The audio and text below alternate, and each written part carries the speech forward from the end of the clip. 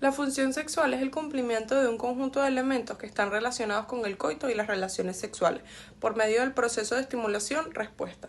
Esto va en estimulación, coito y último, pero no siempre presente, es la reproducción sexual, ya que esto depende de cada pareja. La respuesta sexual se divide en 5 fases. La primera fase es la fase del deseo. Esta es una respuesta innata que va de la mano de lo cognitivo, ya que esto procede de nuestros pensamientos. La segunda fase es la fase de la excitación. En esta fase va de la mano lo cognitivo junto con lo fisiológico. En los hombres se produce un pene agrandado y endurecido y en las mujeres una vagina lubricada. En la tercera fase, la cual llamamos meseta, es cuando la excitación ve en aumento, pero también se mantiene estable por un tiempo limitado. Esta fase tarda o dura más en las mujeres. La cuarta fase es el orgasmo. Es un reflejo involuntario, el cual consiste en la contracción de los órganos sexuales. En los hombres coincide con la eyaculación y en las mujeres solo en algunos casos. La quinta fase es la resolución, es cuando se vuelve a la normalidad. La mujer en esta fase es mucho más rápida, o sea, esta fase es mucho más corta para ella. Por ende, puede volver a tener una relación sexual mucho más rápido que el hombre. La conducta sexual humana hace referencia a la manera en que los seres humanos experimentan y expresan su sexualidad.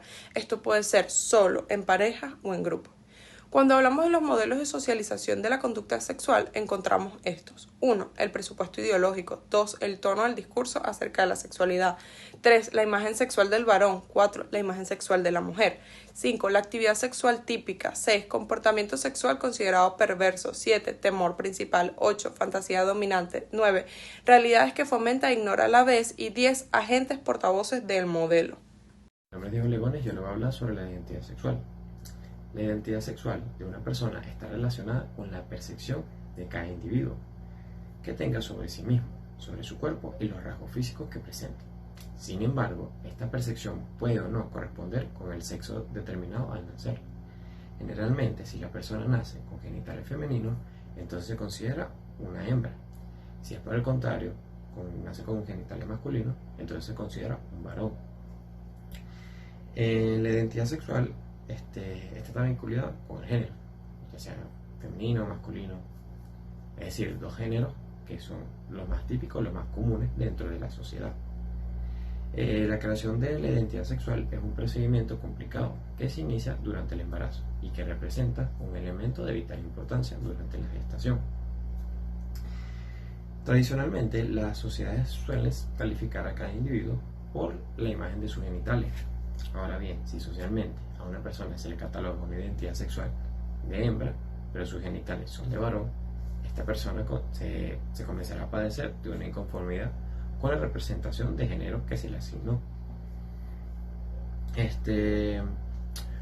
Una de las diferentes formas de identidad sexual puede ser la transexualidad, lo cual consiste en que un individuo tiene en cuenta que sus genitales externos no coinciden con lo que realmente siente y se identifica. Por lo tanto, busca la manera de hacerse el cambio de sexo, sometiéndose a una cirugía de transformación y recibiendo tratamiento a base de hormonas. La identidad sexual también es la recopilación de diversos aspectos biológicos, psicológicos y ambientales, en donde la persona, especialmente durante la etapa de la adolescencia, es donde comienza a comprenderse, a percibirse desde un punto de vista más amplio, más reflexivo. Durante esta etapa es posible que la persona descubra que la manera como era identificado sexualmente no es la manera como se siente realmente, conduciendo al individuo a un estado de angustia y sufrimiento al no sentirse como la mayoría de su género. Por esto es importante que se tenga en cuenta que la identidad sexual de las personas es una cosa totalmente natural y que la sociedad debe impulsar la tolerancia y el respeto hacia todos los individuos, permitiendo que este ser humano pueda mostrarse tal y cual como es. Las vivencias sexuales tienen gran importancia para el desarrollo de la psique humana, mencionando que los seres humanos nacemos con un sexo y la sexualidad no es entendida para él como las prácticas sexuales adultas referidas al coito.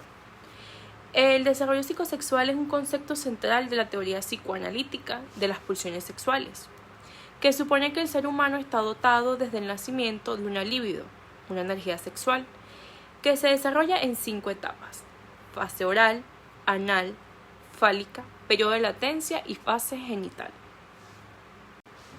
La etapa oral ocupa aproximadamente los primeros 18 meses de vida y en ella aparecen los primeros intentos por satisfacer las demandas promovidas por la libido.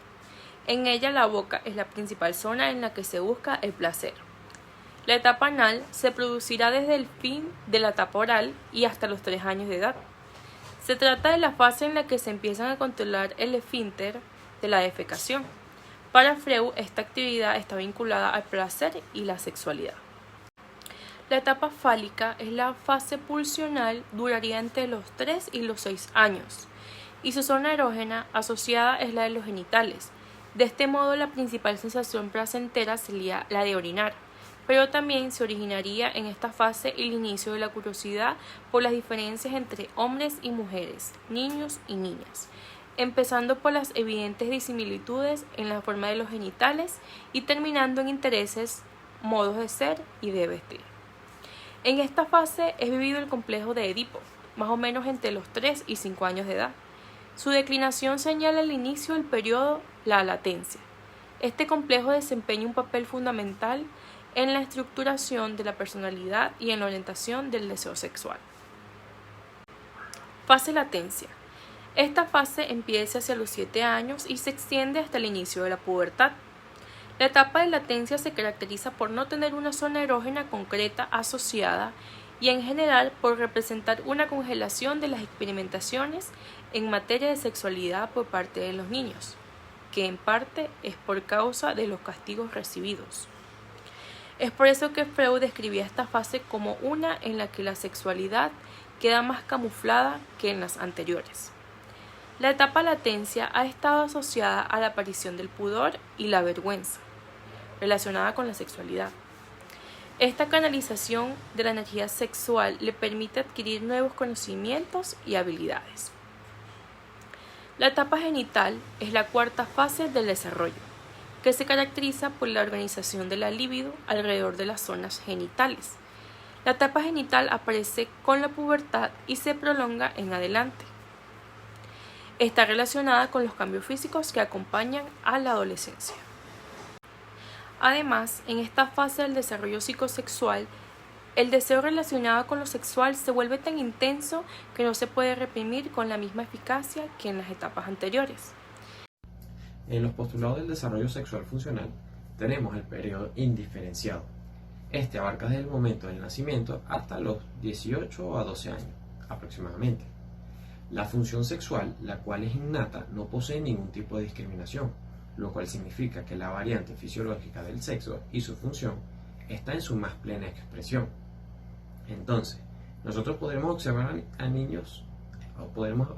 niños respuestas sexuales provocadas por situaciones o estímulos sexuales de cualquier tipo, como aquellas generadas por la madre, el padre, los amiguitos, las amiguitas o los animales domésticos, etc. Tenemos el periodo también de transición, es que este abarca aproximadamente de los 8, 10, 12 años hasta los 18 o 21 años.